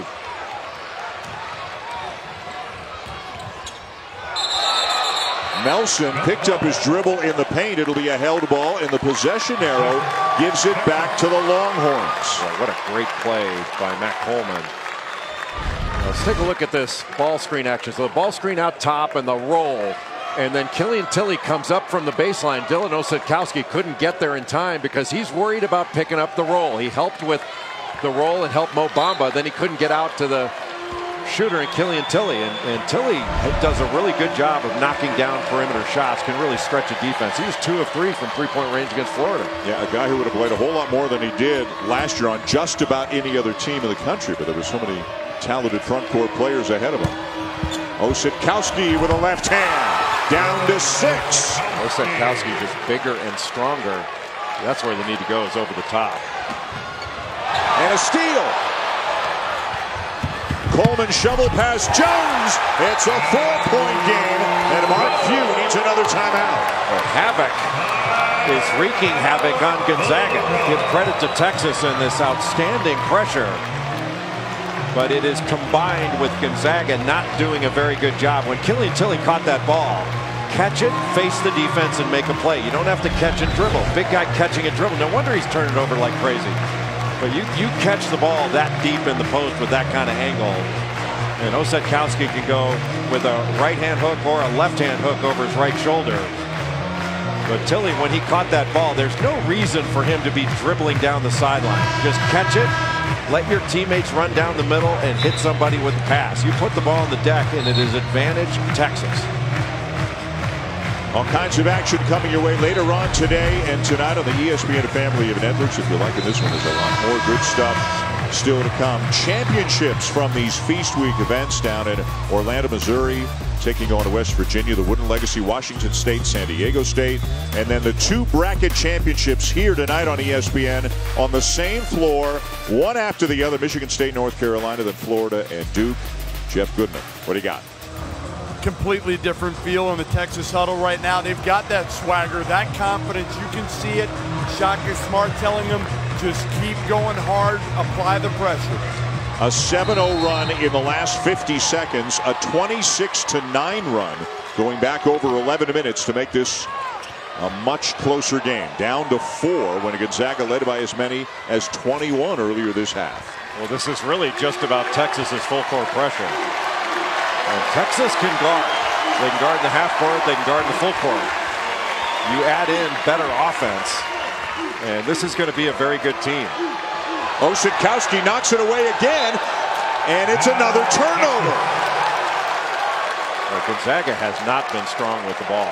These are veteran guards, too, that the Zags have out there. This is very good pressure put on by Texas, but there's no way that a veteran guard should be picking the ball up. When you back dribble and attack, you don't back dribble and pick your dribble up and allow yourself to get trapped. That's uncharacteristic of a guard the caliber of Josh Perkins. 23 turnovers in the game. Remember, Mark Few said to Jeff Goodman coming off the court at halftime that, well, we need to clean it up a little bit with the turnovers if we want to continue to lead, and it continues to be a big problem for them.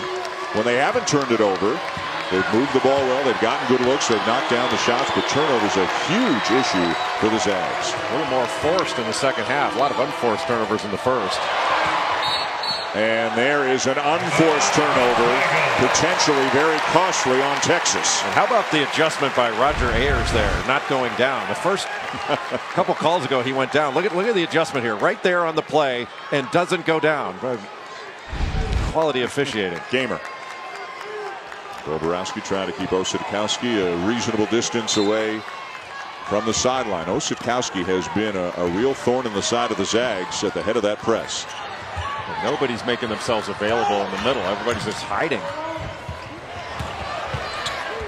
And this is going to be a big focus of improvement for Gonzaga, who is working on breaking pressure. Because if you can't handle it better than this, you're going to be inviting pressure the rest of the year. 5 to shoot. Williams bounce pass inside, got it back, rejected by Bamba. With 1 on the shot clock, Nelson knocks it down.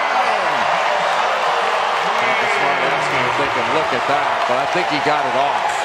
Boy, what a big play.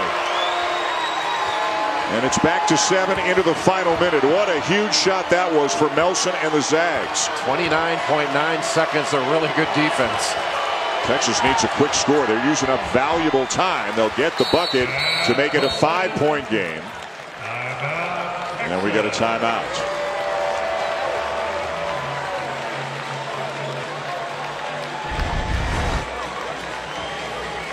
After this block, an excellent block. He got it off. Yeah. Well, boy, was that close. He didn't clip his fingernails this morning. That could have been a problem. Broken play after the block and the deflection, and good awareness there by Melson to realize there was only one choice he had. Wait, how about the poise of Silas Melson not to rush that? Because that's got to be the feeling you have there is, man, I got to get this off. But he took it in great rhythm. It didn't look like he rushed it one bit. Let's go back to Jeff Goodman. You know, guys, we were wondering how Silas Melson might respond for missing the big free throw the other night in his hometown of Portland. Hits the big shot. Mark Few told us before the game, wasn't really worried about Melson's psyche. Well, certainly didn't have any concerns on that shot right there. Sometimes You make the best play when you don't have a chance to consider any other alternative, and Melson had no other alternative in that moment. Well, he's a gamer. He's been a little bit streaky during the course of his career, but he's been such a great playmaker, and now he's a top guy, going from role player to a guy who's got to be more of a star player for Gonzaga. So 39.6 seconds left in regulation, a 5-point lead for the Zags. Just about making yourself available, catch, face the defense, and make a play. Nice play there. Tilly's going to dribble it over, find Williams, and now Texas has to foul. Jonathan Williams, not a great free throw shooter. 59% on the season coming into the game today, 1 for 2 this afternoon. It's team foul number 9, so it's 1 and 1 for Williams.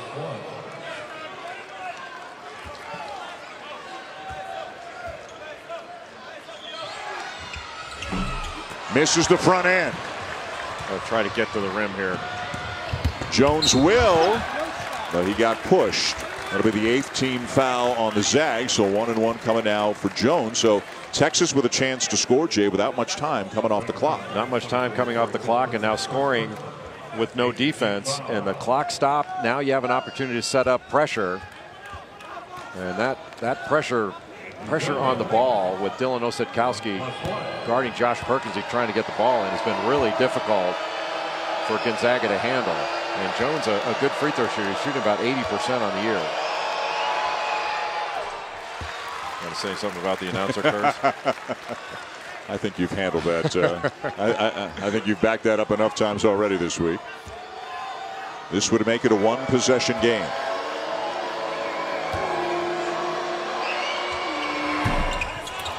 Not there. 1 of 2. The lead is 4. And who do they want to foul, or will they even have a choice? How quickly will they do it? Now over the top to Tilly. And about 8 seconds come off the clock on that possession before they send Tilly to the free throw line. I'm sure that in the scouting report they talked about Corey Kispert being a really good free throw shooter, but he's missed a few in this game. And you have to take the first foul you can get. Time is more important right now. And Tilly, a very good free throw shooter. He has not been to the line, though, yet in this game. This is 2 shots because that was the 10th foul. Hachimura coming back in for Williams. And we will have a timeout with 1 more free throw still to come, and the Zags just trying to hang on and win this 3rd place game. 66-62, they are leading. They've had their ups and the downs, but a lot of the best moments we have seen from the Zags today have come from Josh Perkins. Well, Josh Perkins is such a good player. You know, he's another guy that needs to convert from more of a role player and a supporting player, although a guy could get you 20 in any game, to really being the main guy. He can create his own. He can create for others. An excellent shooter, especially off ball screens. And he's just got the ability to catch and shoot. I'm a huge fan of his, both as a player and a leader. He's doing a better job this year as a leader. But right now for Texas, make or miss on this free throw, it's a 2-possession game. And it's important for Texas. They need to get to the rim and try to extend this game, have an opportunity to get fouled, but get something easy rather than come down, take a 3 where the game could be over. And they're not a great 3-point shooting team, but if you attack the rim, you draw the defense, then you can kick it out for a step-in 3. But I think attacking the rim is job number 1 for Texas. And we saw the Zags with all kinds of turnover trouble against the Texas press. That is a big reason why the Longhorns have been able to get back into this game. The Zags had a lead of 21 early in the second half. It is 4 right now with 1 more free throw coming for Killian Tilly.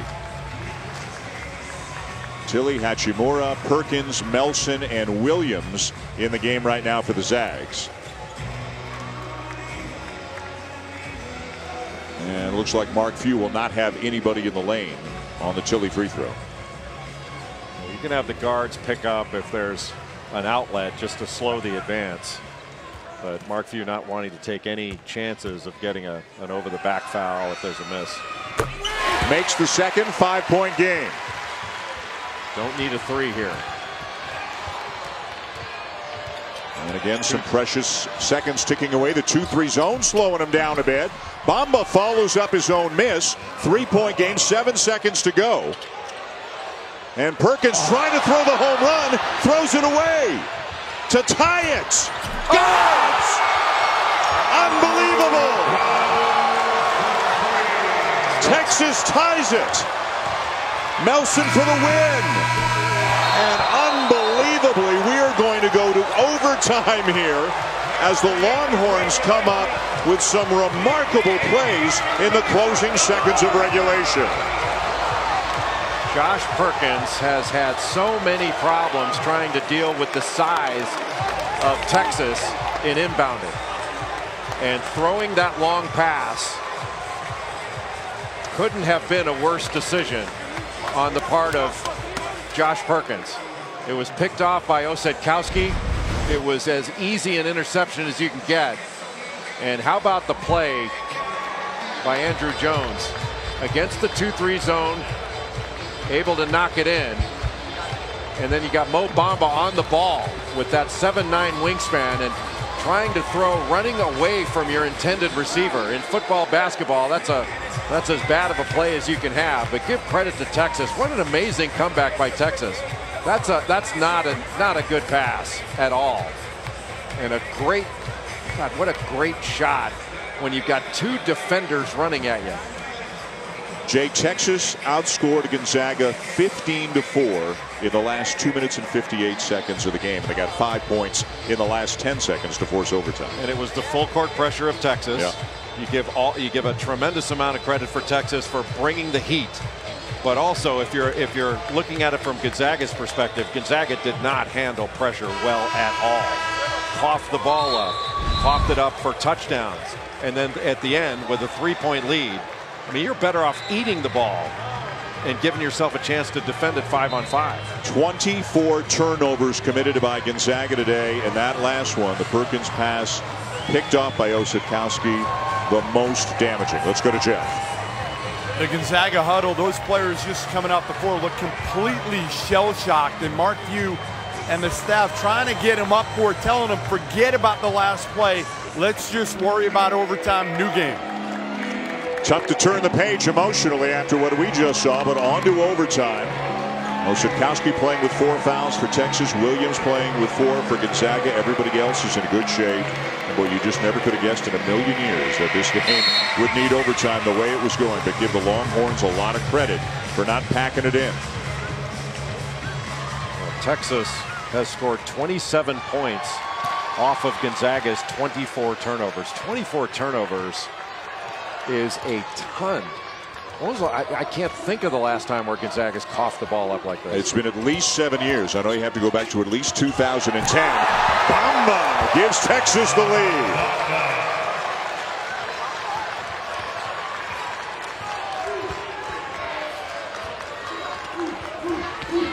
For the first time today, we can say now it's a chance to see how Gonzaga will respond. They seemed in control of this game for most of the afternoon. They were in complete control of it. And it was the full court press that got Texas back in it. First lead since the first half for the Longhorns. Williams. Rebound Texas. Coleman's played a really good game for the Longhorns. The freshman out of Norfolk. He's got 17 points and 4 assists. And they execute in the half court. We know they can score off turnovers. Ball was deflected by Perkins, so that is not an over and a back. That's a change. That's a change this year. If Perkins deflects it, even if it then hits the fingers of Coleman, it is not an over and back. The defender deflects it first. Perkins was arguing, but that was the right call. A fresh 30 after the offensive rebound.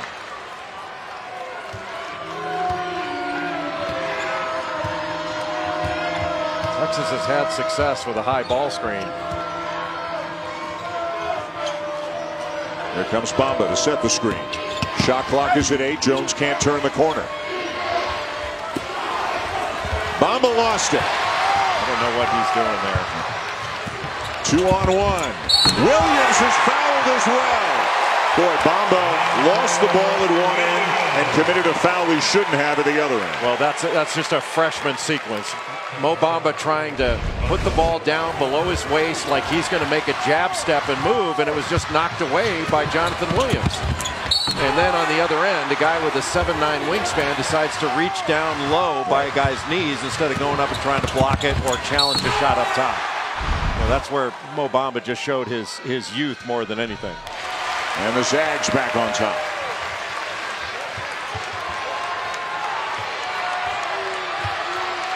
Three minutes to go in overtime. And here comes the high screen with Osadkowski. You play a little pick and pop.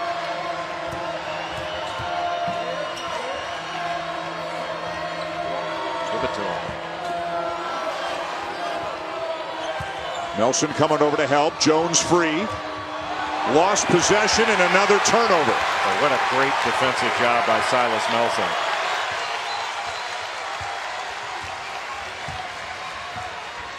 Still a lot of time left in overtime.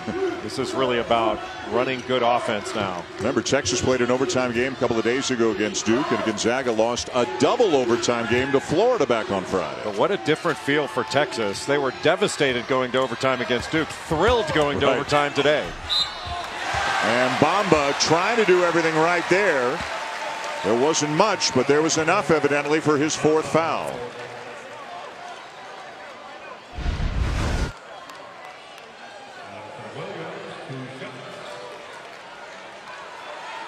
He didn't bring the arms down. He just never had them straight up to begin with, so there was contact with them. Yeah. That's as a technical matter. Yeah. That's the right call. Yeah.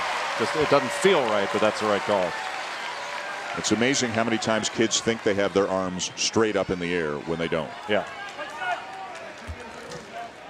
Well, coaches like to teach now. They say keep your elbows behind your ears when you're just in that position.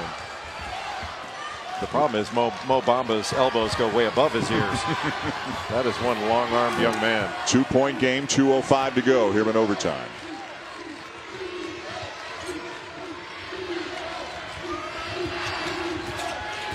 Mo Bamba gets up to set a screen, but he's so thin, he really can't get contact. Osadkowski drive, look away, rejection by Tilly, and he comes down with a loose ball as well. That's a fast twitch athlete right there.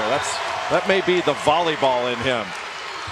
Moving backwards, able to get off of his feet and with his length time it to block that shot. 6'10" sophomore from France has had a really nice few days here in Portland. I've never seen Josh Perkins pick up his dribble as much as he's picked it up in this game.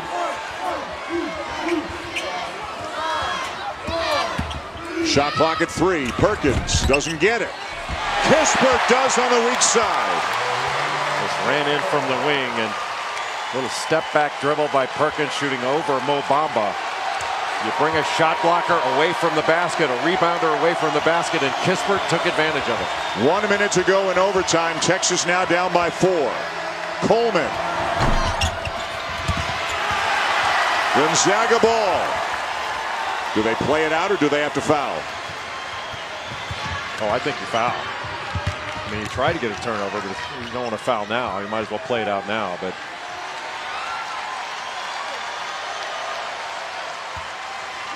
Gonzaga will milk the clock. It's down to 10.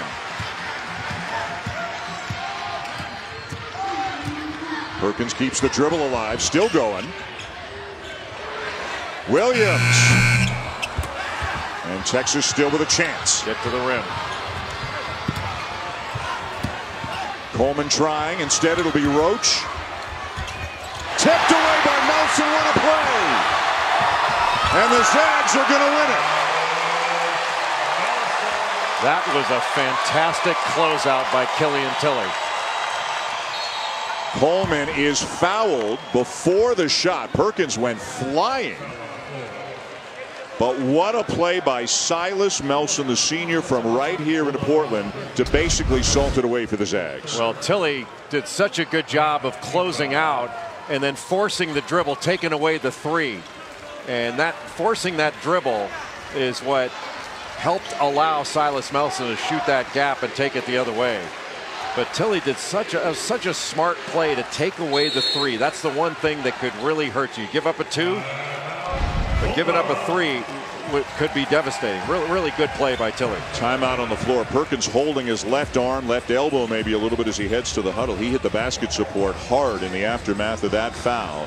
The Zags were tested and then some, and they've got some things to work on after all those turnovers allowed Texas back into the game. But it looks like Gonzaga will get out of here with a win. There's more great action coming your way tonight. The Victory Bracket Championship. 2 top 10 teams. North Carolina taking on Michigan State. And then on this very same floor right after that, the Motion Bracket Championship with 2 more top 10 teams. It'll be #1 ranked Duke taking on #7 Florida. It's going to have a Final Four feel to it tonight with the 2 championships here at the PK80 in Portland. We'll have the Duke-Portland game. Roxy Bernstein and Bill Walton will have the North Carolina-Michigan State game. What are you looking forward to in these 2 games tonight? Well, North Carolina gets the ball up and down the court so efficiently and so effectively. And Joel Berry still coming back from, although he is back and is playing well, still coming back from that hand injury where he injured it playing a video game after reacting negatively to a result. But the Duke-Florida game has a chance to be an all-timer. Florida can really score, and they can spread the floor. Duke's bigger, and Duke's strength is inside with Marvin Bagley III and Wendell Carter Jr. Can Florida draw those guys away from the basket, similar to what Duke would do to Florida last year when Duke was a more perimeter-oriented team, and with Jalen Hudson and Kayvon Allen, you've got guys that can really shoot the ball and can drive it and can really spread you. Igor Kulichov too, although he didn't have a good game in the semifinal. Florida as a team shooting 47% from three-point range on the season. 6-point game, 6 seconds to go.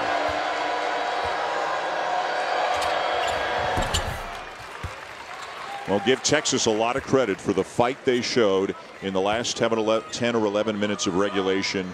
Put the press on, got the turnovers, made some shots, got back into it, but then the Zags, it looks like, doing enough in overtime to get out of here with a win. Yeah, amen to that. Texas really showed some tremendous fight when they got into their press. And it's a team that struggled to score.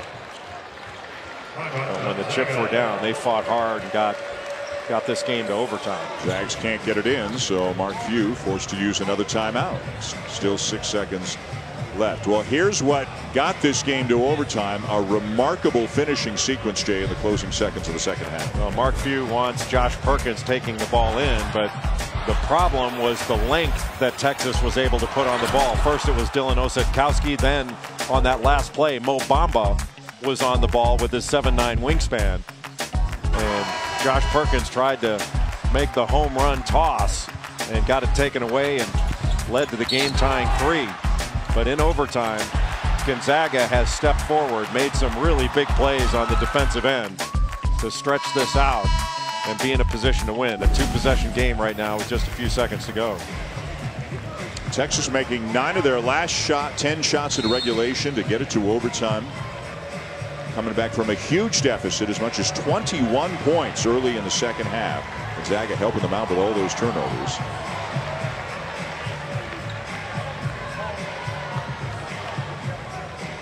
Six seconds left. Zags ball, up by 4. And Bamba, that 7'9" wingspan, on the ball. Boy, this is all about passing and catching. You can run the baseline. Ooh, and a hard foul takes Perkins down. Well, that was a play on the ball, but he had him right around the waist and basically tackled him. I think he reached, it looked like he reached for the ball with his right hand as he was going after it. So as he reached for the ball, and that gave it the play on the ball thing instead of what would be a flagrant 1. So 2 shots coming for Perkins.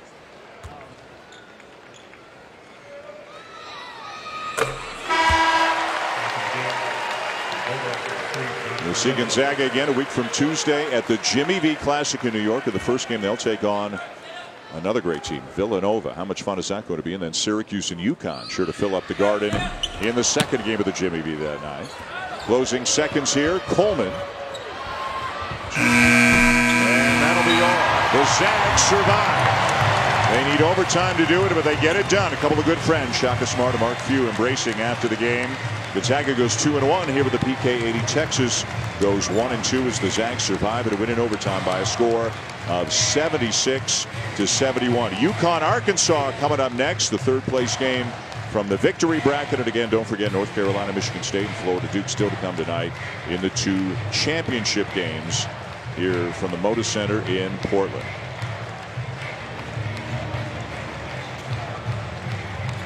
Rui Hachimura leading the way for Gonzaga with 20. Josh Perkins added 16. And the Zags, after they cleaned up some things in overtime, played better in the last 5 minutes than they had in the preceding 10 minutes. They pick up a big victory today, 76-71. Should be a great race in the West Coast Conference this year between Gonzaga and St. Mary's. UConn and Arkansas getting ready to take the floor. We are standing by for a post-game interview here with the Zags. Jeff Goodman is standing by.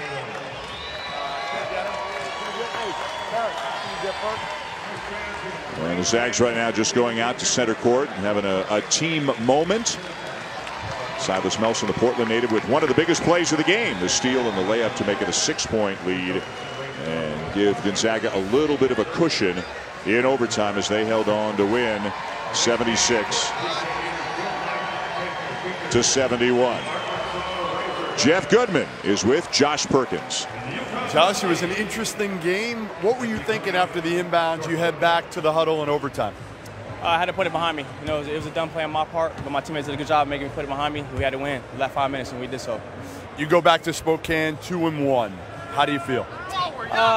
We'll take it. You know, not where we want to be, but it was a good trip. We fought, and that's what, as a teammate, my guys, that's all I asked for. So Jay Billis has coined a new sitcom, Rui and Fewy. Okay. Who plays Mark Few in this TV show?